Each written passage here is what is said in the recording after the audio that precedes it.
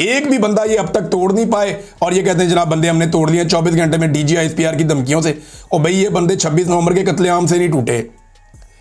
ये बंदे 9 मई के बाद आपने 36,000 पाकिस्तानियों को गिरफ्तार किया। आज PTI ने बताया 64,000 पाकिस्तानियों पे मुकदमात किए गए, 36,000 पाकिस्तानियों को गिरफ्तार किया गया जो PTI के हैं सिर्फ 9 मई के बाद।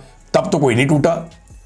और ये नहीं टूटने बंदे, ये पुट्ठे लमक जाओ सीधे लमक जाओ, ये सिर्फ एक बारीक वारदात डालने के लिए इन बंदों को आगे किया जा रहा है। प्रॉब्लम क्या है ये जरा समझिए आप। प्रॉब्लम ये है कि आसिम मुनीर ने एक नया दौर उन्होंने शुरू किया। एक नए 5 साल आसिम मुनीर साहब को मिले। अब वो बतौर फील्ड मार्शल अपने 5 साल गुजारना चाहते हैं, लेकिन पिछले 3 साल जो उनके गुजरे पाकिस्तान के अंदर वो बेहतरीन पैसा इस्तेमाल किया गया, इश्तिहारी मुहिम चलाई गई, बड़ी ज़बरदस्त ब्रांडिंग की गई, लेकिन उसके बावजूद बात बनी नहीं। तो अब वो ये चाहते हैं कि जो तनकीद करने वाले लोग हैं वो चुप हो जाएं। बहुत सारे लोगों को डराया धमकाया जा रहा है, बहुत सारे लोगों को ये कहा जा रहा है चुप के ले जाएंगे, ये कर देंगे वो कर देंगे। भाई जो मर्जी करो, इससे पहले भी करके देख लिया, चुप के भी देख लिया, अगवा भी करके देख लिया, बंदा भी हमारा एक मार दिया, शहीद अरशद शरीफ को शहीद कर दिया, वो चुप हो गया, आज भी उसकी आवाज़ गूंज रही है। मुझे जबरी तौर पर लापता करके 5 महीने मारते रहे हो, मैं चुप हो गया, जैसे ही मुझे अल्लाह ने आवाज़ दी मैं फिर शुरू हो गया और वही काम कर रहा हूँ जो पहले कर रहा था। यहां बहुत सारे लोग बैठे हुए हैं, इनको इतनी धमकियां दी, इनके घर वालों को तंग किया, परेशान किया, ये लोग चुप हो गए? नहीं चुप हुए। सारे लोग अपना अपना काम कर रहे हैं। ये ऐसे होना नहीं है, लोग अब डरते नहीं है। बहरहाल ये अब कोशिश ये की जा रही है, नया दौर है, जरा एक डर फैलाया जाए और इमरान खान साहब का जो ट्वीट है उसको डिसओन करवाया जाए पाकिस्तान तहरीक इंसाफ के लोगों से। मिशन ये है कि तहरीक इंसाफ के लोग कहें कि जी इमरान खान साहब का जो ट्वीट है ना उसको हम डिसओन करते हैं, वो ठीक नहीं है, हम उसको रीट्वीट नहीं करेंगे। मामला इस लेवल तक नहीं जाना चाहिए। मामला शुरू किसने किया पहले ये बताओ? इमरान खान की बीवी को किसने गिरफ्तार किया? उसकी बहनों को किसने सड़क पे घसीटा? उसकी बहनों को बार बार गिरफ्तार किसने किया? इद्दत जैसा घटिया तरीन केस किसने बनाया? उसके ऊपर 300 के करीब मुकदमा, पता नहीं 200 या 300 कितने मुकदमा था, ये किसने बनाया उसके ऊपर? ये जो तज़हीक की गई भाई शुरुआत किसने की है? कैद तन्हाई में इमरान खान को किसने डाला? बार बार उसको कैद तन्हाई में डालकर अज़ियत किसने दी है? भाई जो शुरू करता है उसी को खत्म करना होगा ना। ये वन साइडेड तो नहीं हो सकता कि भाई हम मारना चाहते हैं लेकिन आगे से आपकी आवाज़ ना आए, आपने चीखना नहीं है। फिलहाल जनाब अब ये इस बयानिए के ज़रिए से जो अब बनाया गया है, एक खौफ फैला के लोगों को चुप करवाना चाहते हैं। और इमरान खान साहब और उनके फॉलोअर्स देखें ना, एक पैरेलल एस्टेब्लिशमेंट बन चुके हैं। एक पैरेलल एस्टेब्लिशमेंट भी है, जैसे पाकिस्तान में एक एस्टेब्लिशमेंट है, इसके साथ एक दूसरी एस्टेब्लिशमेंट भी है, वो इमरान खान और उसके फॉलोअर्स हैं। अब इमरान खान को छोड़ के जाना खाला जी का वाड़ा नहीं है। जो बंदा छोड़ के जाएगा वो अपनी और अपने ख़ानदान की सियासत तबाह कर देगा और लोग उसके लिए कोई गुंजाइश नहीं छोड़ेंगे। बड़े किस्मत वाले वो लोग हैं जो वापस इमरान खान साहब से आकर मिल जाएंगे या मिलेंगे, क्योंकि अगर किसी को फार्म 45 वाली कामयाबी चाहिए तो उसको इमरान खान के कैंप में आना पड़ेगा। जाली फार्म 47 जो है वो महदूद तादाद में थे, अब जितनी तादाद में वो थे उतने बंदे उन्होंने ले लिए। इससे ज़्यादा बंदों को तो एडजस्ट कर नहीं सकते, तो किस किस को क्या क्या बांटेंगे? कौमी खजाना भी ख़त्म हो रहा है। लिहाजा इमरान खान को छोड़ के जाना इतना आसान नहीं है, मुमकिन नहीं है। नून लीग और पीपल्स पार्टी ने इसे एक मौके तौर पे लिया है कि जनाब ये मौका मिल गया, PTI को फौजी ताकत इस्तेमाल करके मजीद एक दफ़ा कुचल देते हैं। इन्होंने ये सोचा।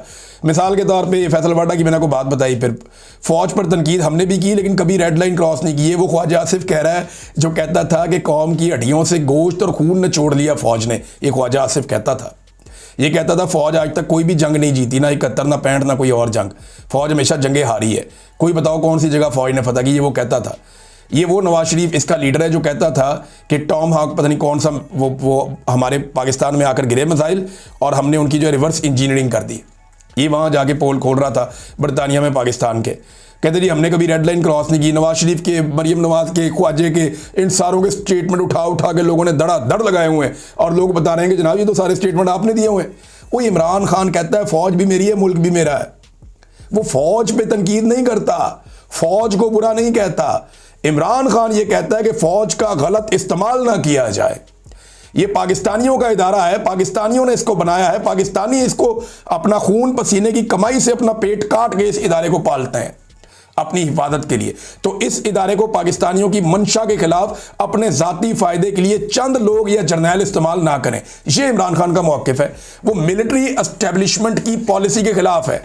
नवाज शरीफ भी जब खिलाफ था तो मिलिट्री एस्टेब्लिशमेंट की पॉलिसी के खिलाफ था। बेनज़ीर भी जब खिलाफ थी तो मिलिट्री एस्टेब्लिशमेंट की पॉलिसी के खिलाफ थी। जरदारी भी मिलिट्री एस्टेब्लिशमेंट की पॉलिसी के खिलाफ था। इनमें से कोई भी लीडर फौज के खिलाफ नहीं था कि जनाब बतौर इदारा फौज ही खत्म कर दो। ऐसा नॉर्मली नहीं होता। हमें पता है कि पाकिस्तान के दिफा के लिए एक हमें मुतवादन फौज चाहिए, एक मुसल्ला फौज ऐसी चाहिए जो पाकिस्तान की हिफाजत करे। बहरहाल एटम बम बनने के बाद अब कोई इतनी जरूरत भी नहीं है। सारी दुनिया जानती है कि इनके साथ लंबा पंगा नहीं किया जा सकता। नाज़रीन, आज पाकिस्तान तहरीक इंसाफ का पेशावर में जलसा है, ये बड़ा इंपॉर्टेंट है। देखें, जो पाकिस्तान तहरीक इंसाफ की जो मरकजी क़यादत है, उन्होंने बड़ी जिम्मेदारी का सबूत दिया, बड़ी समझदारी का सबूत दिया। लेकिन खैबर पख्तूनख्वा में जज्बात बड़े हाई हैं। हयाताबाद के अंदर तैयारियां हो रही हैं। समी इब्राहिम साहब वहां से हमें दिखा रहे थे पूरी जलसे की कार्रवाई रात के वक्त। मैं समी भाई की एनर्जी पे भी हैरान होता हूं कभी कभी। समी भाई उम्र के इस हिस्से में भी जो है ना, वो हर जलसे से पहले जलसा गाह में रात के वक्त पहुंचते हैं और जाकर पूरी सूरत हाल बताते हैं कि यहाँ पे आज क्या है, क्या ज़बरदस्त रूटीन है उनकी। सर्दी हो, गर्मी हो, कुछ भी हो, वो जाते हैं और बड़े जिंदा दिल आदमी हैं। मैंने ऐसे लोग बहुत कम देखे हैं और बड़े बहादुर इंसान भी हैं। समी इब्राहिम साहब हमारे बड़े भाइयों की तरह शानदार आदमी है। वो दिखा रहे थे जलसा गाह, बहुत बड़ा जलसा गाह तैयार किया है, बड़ा स्टेज भी लगाया है। अब जो DGISPR की प्रेस कॉन्फ्रेंस के बाद वहाँ पे खैबर पख्तूनख्वा में जज्बात बड़े भड़के हुए हैं और जो कुत्ते का लफ्ज़ इस्तेमाल किया उन्होंने, उस पर पहले ही बहुत गुस्सा था, अब उन्होंने डायरेक्टली इस्तेमाल कर लिया और टॉक शो में बैठ के इनके बंदे आप कुत्ता कुत्ता कर रहे हैं। DGISPR ने कर दिया ना तो सबके मुंह को कुत्ता लग गया। अब कोई इधर बैठ के कुत्ता कर रहा है, कोई उधर बैठ के कुत्ता कर रहा है। अजीब अजीब अल्फाज ये इस्तेमाल करें, कितना मायूस कुन है और कितनी बुरी बात है। लेकिन आज का जलसा जो है वो देखने वाला होगा और इसके अंदर क्या बातें होती हैं, क्योंकि खैबर पख्तूनख्वा में नौजवान की आदत है, अग्रेसिव है, फ्रंट फुट पे रहते हैं। इमरान खान साहब ने कहा भी है कि फ्रंट फुट पे रहो, तो देखते हैं कि उनका वहां से किस तरह का रद्द अमल आता है। शहबाज शरीफ ने एक स्टेटमेंट दे दिया नाज़रीन। स्टेटमेंट है, शानदार कारकर्दगी पर अगला इलेक्शन भी जीतेंगे। देखें, मुझे बहुत बुरा लगता है मियाँ साहब, माजी में एक ताल्लुक भी रहा है, लेकिन मैं इंतहाई मजबूर हूं। मैं और कुछ नहीं कहना चाहता। आपकी कारकर्दगी सिर्फ ये है, बस ये आपकी कारकर्दगी है।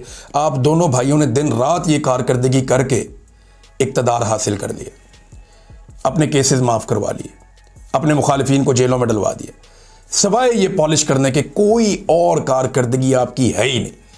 तमाम आदादो शुमार, तमाम इशारिये, तमाम जितनी रिपोर्टें आ रही हैं आलमी सतह के ऊपर, जितने सर्वेज आ रहे हैं, वो सारे आपकी नाकामियों का रोज़ाना पोल खोल रहे हैं।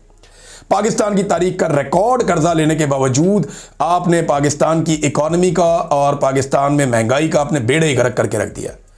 बेरोजगारी उरूज के ऊपर है, सरमायाकारी पाकिस्तान की तारीख में सबसे कम है। इतने बड़ा फेलियर, इतना बड़ा दूसरा फेलियर हमने कभी जिंदगी में नहीं देखा जो ये आप लोगों ने कर दिया पाकिस्तान के साथ। तो कारकर्दगी की बुनियाद पे, जिस कारकर्दगी की बुनियाद पे आप पहले आए हैं, इसी कारकर्दगी की बुनियाद पे अगर आपने वापस आना है तो मियाँ साहब फिर लगे रहें, यही आपका काम है। दोनों भाई मिलकर ये काम करें, इक़्तिदार आपको और आपके बच्चों को शायद दोबारा मिल जाए। लेकिन याद रखिएगा, एक जहाज जरूर खड़ा रखिएगा जिसमें बैठ के आपको निकलना पड़े, हसीना वाजिद की तरह एक जहाज, हेलीकॉप्टर, जिसपे फैमिली के सारे लोग एडजस्ट हो जाएं फौरी तौर पे। एक जहाज जरूर तैयार रखिएगा मियाँ साहब, क्योंकि किसी भी वक्त ये कौम की गैरत जाग जाएगी और मुसीबत बन जाएगी। अब ये गुजरांवाला के जलसे की हालत देखें ना, यहाँ पे नून लीग ने जलसा किया जनाब, मरियम नवाज की बातचीत चल रही थी तो कैमरामैन कुर्सियां दिखा रहा था, साथ मरियम नवाज को दिखा रहा है, साथ कुर्सियां दिखा रहा है। आधी से ज़्यादा जलसा का खाली पड़ी हुई है। अंदाज़ा करें, सारे पैसे लगा के, बजट लगा के, सरकारी मुलाजमीन को बैठा के सब करके देख लिया, फिर खाली पड़ा हुआ है। और वहाँ पे बहुत सारे लोग जोक दर जोक जलसागाह को छोड़कर जा रहे हैं। मरियम नवाज बात कर रही है, एक तरफ इमरान खान है जिसको देखने के लिए, सुनने के लिए पाकिस्तानी तरस रहे हैं, एक तरफ ये जनाब शरीफ खानदान। लोग बात ही नहीं सुनना चाहते। वो कैमरे के पीछे खड़ा हुआ बंदा कह रहा हो भाई किधर जा रहे हो, और तकरीर चल रही है तो लोग ऐसे करके ना, ऐसे लानत भेजो यार हम जा रहे हैं, तो लोग ये हरकत कर रहे थे। अंदाजा करें आप, ये यहां पे इनकी सियासत पहुंच गई। और वजह पता क्या है, जो मर्जी गवर्नेंस करो, कुछ भी करो, तो गवर्नेंस इनको पता ही नहीं है गवर्नेंस के स्पेलिंग क्या है और गवर्नेंस होती कैसे। वो भी एक ग्लोबल रिपोर्ट आ गई इनकी गवर्नेंस के ऊपर, जो इन्होंने बेड़ा गर्क किया पाकिस्तान में। जब तक आप मिलिट्री एस्टेब्लिशमेंट का सियासी किरदार खत्म नहीं करेंगे, ये मुल्क आगे नहीं बढ़ सकेगा, यहां इस्तेहकाम नहीं आ सकेगा। अब तक के लिए इतनी, अपना ख्याल रखिएगा, अपने इस चैनल का भी। अल्लाह हाफिज़।